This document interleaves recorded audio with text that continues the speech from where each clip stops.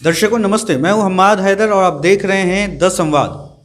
जैसा कि आप सबों को मालूम है, अभी रसिया और यूक्रेन के बीच युद्ध छिड़ा हुआ है, युद्ध चल रहा है। इसी बीच हमारे देश के जो छात्र यूक्रेन में फंसे हुए हैं उनको सरकार वहां से वापस ला रही है। नीतीश कुमार विधानसभा में क्या कुछ कहे हैं, हम आपको वो सुनाने जा रहे हैं कि आखिरकार सरकारों की नींद खुल चुकी है। सरकार अब ये सोचने पर मजबूर हो गई है कि आखिर हमारे छात्र राज्य से बाहर, देश से बाहर क्यों जा रहे हैं मेडिकल की पढ़ाई के लिए। आपको मालूम है कि बिहार में शिक्षा व्यवस्था की हालत इतनी ख़राब है कि यहाँ एक अच्छा मेडिकल इंस्टीट्यूट भी नहीं है। पीएमसीएच को छोड़ दीजिए, एनएमसीएच को छोड़ दीजिए, दरभंगा वगैरह को 2, 4, 5 जो हैं वो गिने चुने हैं। उसके अलावा आप देख लीजिए कि कितने मेडिकल इंस्टीट्यूट हैं। एक भागलपुर में है, इसके अलावा आपको कहीं भी नहीं दिख रहा होगा। जैसा कि आप सभी को मालूम है, मेडिकल एमबीबीएस की पढ़ाई बस एक नॉर्मल ग्रेजुएशन है, लेकिन इसको इतना टफ कर दिया गया है, इसको इतना हवा बना दिया गया है, इसकी मार्केटिंग इतनी टफ कर दी गई है, मार्केटिंग किया गया है कि लोग अब यहाँ जो है हिंदुस्तान में इसकी पढ़ाई महंगी हो गई है। हाल ही में एक अखबार ने छापा भी था कि वहाँ 20 से 25 लाख के करीब एमबीबीएस उनका पूरा हो जाता है और हिंदुस्तान में उसी चीज़ का 1 करोड़ से 1.25 करोड़ लगता है। आपने यूक्रेन में जो छात्र फंसे हुए हैं अररिया के, उनसे हमने जो बात की थी उसमें भी आपने सुना होगा। अबसारुल हक और नौशे रवा से जो हमने बात की थी, उन्होंने बताया था कि किस तरह से वहाँ 20 से 25 लाख में एमबीबीएस कंप्लीट हो जाता है। लेकिन वही सेम एमबीबीएस जब आप इंडिया में करना चाहते हैं किसी प्राइवेट इंस्टीट्यूट से, तो आपको वहाँ 1 करोड़ से 1.25 करोड़ रुपए देने होते हैं।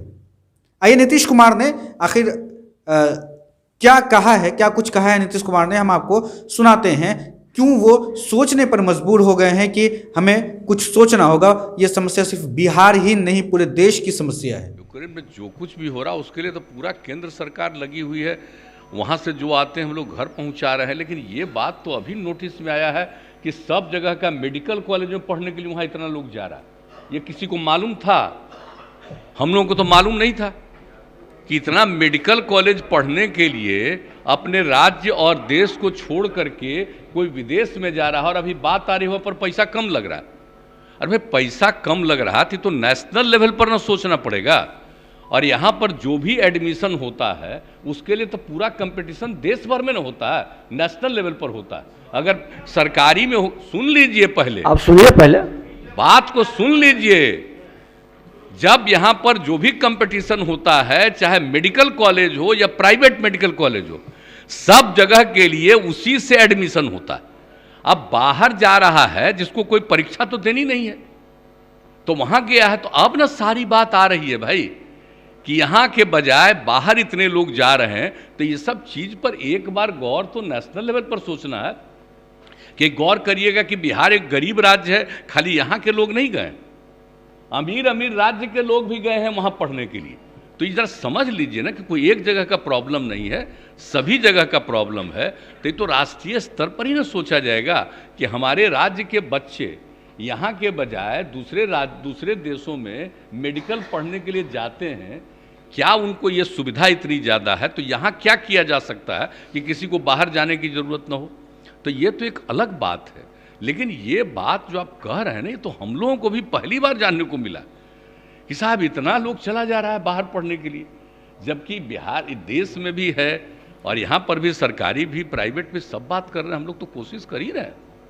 लेकिन एक नई चीज़ आ गई है, ये बात सही है। तो ये तो देखना पड़ेगा ही कि भाई कोई भी, और हम लोगों को तो आश्चर्य लगा कि यहाँ से भी साधारण इलाके के लोग, परिवार का लोग इतना ज़्यादा विदेश में भेज दे रहा है।